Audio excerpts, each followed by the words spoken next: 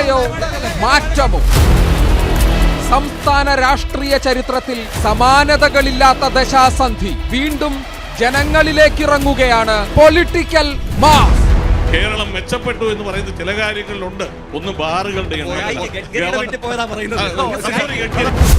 ഏകപക്ഷീയ ന്യായവിധികളില്ല. സംവാദമാണ് ജനാധിപത്യം.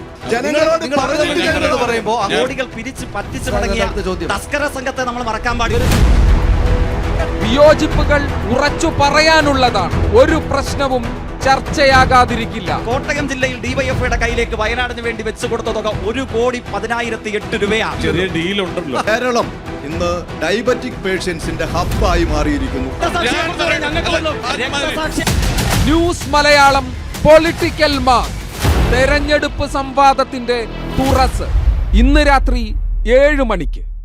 Political mass നിങ്ങൾക്കായി അവതരിപ്പിക്കുന്നത് മൈജിയാണ് ഫ്യൂച്ചർ. പവർജീൻ സോളാർ പ്രൈവറ്റ് ലിമിറ്റഡ്, കേരളത്തിലെ നമ്പർ 1 സോളാർ കമ്പനി.